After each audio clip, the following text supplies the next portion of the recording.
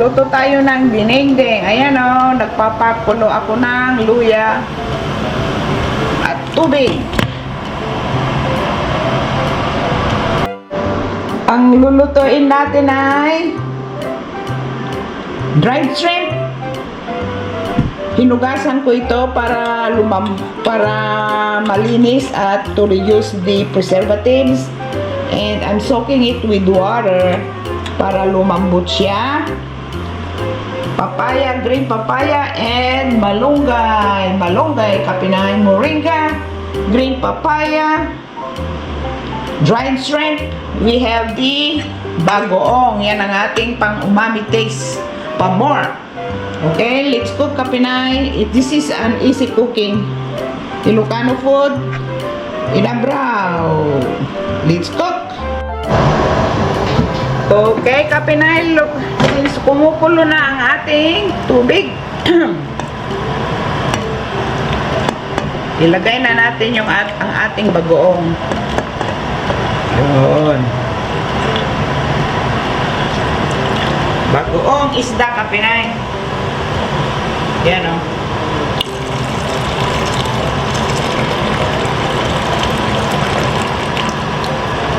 Dikdikin natin ito at ilagay natin pabalik.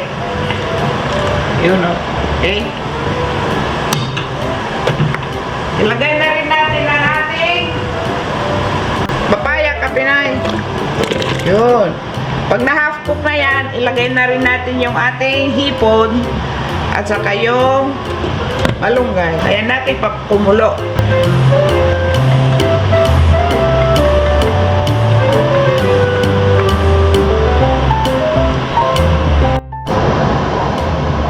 Lagay na natin yung ating dinigdig na bagoong, kapinay. Salain natin para walang tinik. Yun. Okay. You know. Oh. No more tinik for umami taste.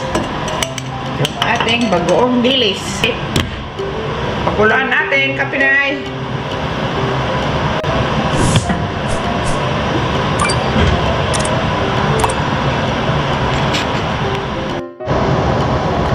We're ready, kapinay.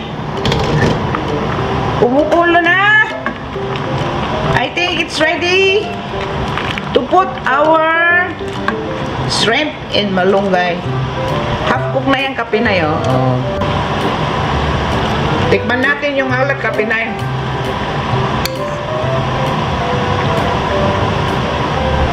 Tama lang ang alat. Para na rin, may vaccine, malinamnam. The papaya is sweet. Okay, lagyan na natin yung ating heavy, kapinay. Ito ang heavy na hindi mabigat. Dried shrimp, ang dami. 3 pakete kasi ito eh. Yun.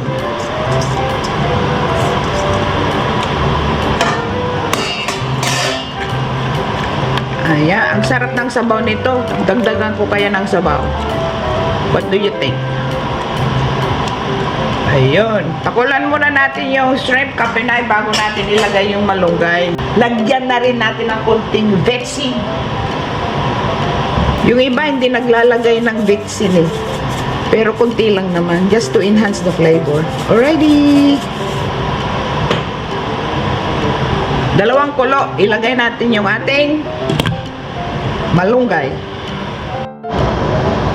Okay, kapinay, ang bango ng ating nilulutong ulam. Haluin ulit natin.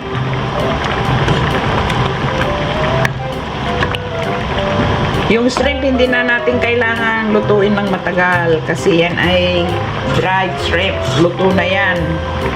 Pero tikman pa rin natin kung gaano kasarap. Yun.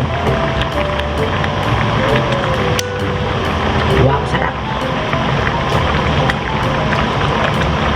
Ayan, lumambot na siya. Yep. Ilagay na natin ng ating napakaraming malunggay, kapinay. Ang tamis nung sabaw because of the papaya. And of course, on the shrimp also. Tapos Tapos lagyan pa natin ng malunggay. Superfood. Yan.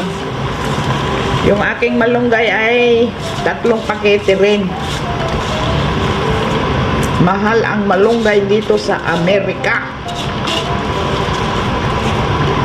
Kaya kung kayo ay may malunggay na puno, mostly like doon sa Florida, Arizona, Texas, yung mga warm states. But I think most of the malunggay comes from Hawaii. Ayun.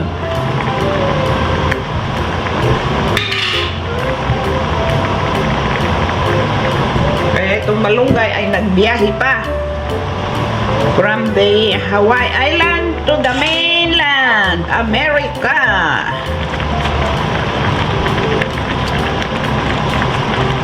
Okay, Kapinay, lantayin muna natin ng konti para hindi dumikit-dikit sa ating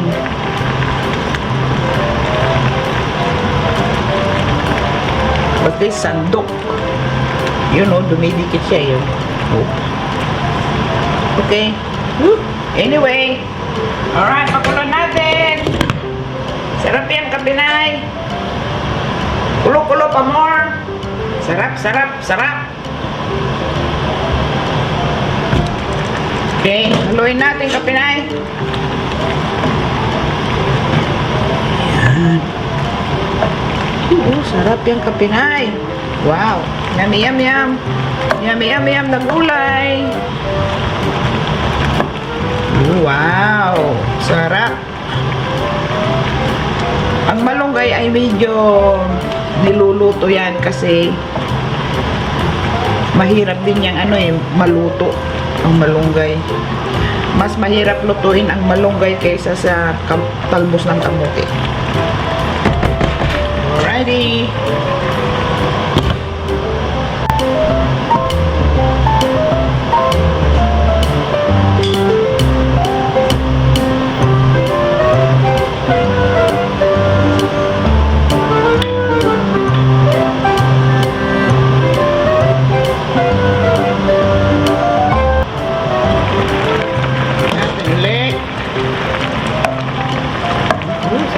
Luto na, luto na. Ayan, oh, dami, sarap. Shrimp in moringa leaves. With papaya, green papaya, and shrimp, dried shrimp, Kapinay. Ayun, yung sarap. Ayan, I think luto na, Kapinay. Ulit.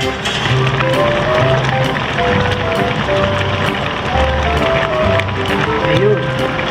Sarap. Sarap ng sabaw niyan. Pahinaan natin ng apoy.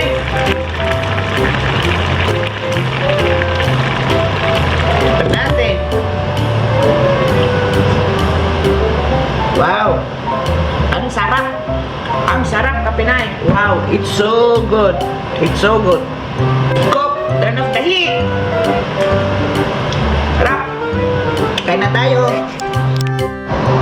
Okay, Kapinay, luto na ang ating hinabraw. Ayan o, ilagay natin sa kanin. Dito ko na ilalagay, isang bowl na lang, ilabay ko. Yun ang tawag sa Ilocano. Paggaluin mo yung kanin at saka yung itong gulay or inabraw dyan, aglabay. Yan. Oh, sarap, Kapinay. Yun. Yummy, yum, yum. Damihan natin yung gulay. Ang habol ko ay yung malunggay. Ayan, oh, dami na. Ayan, oh, sarap. Okay, let's eat, Kapinay. Yun. Sarap. Ayan o, sarap. Kain na tayo. Thank you for watching. Please like, share, and subscribe. Enjoy your cooking, Kapinay. Good food. Simple food, but it's very healthy. Super food, malunggay. Alright, thank you.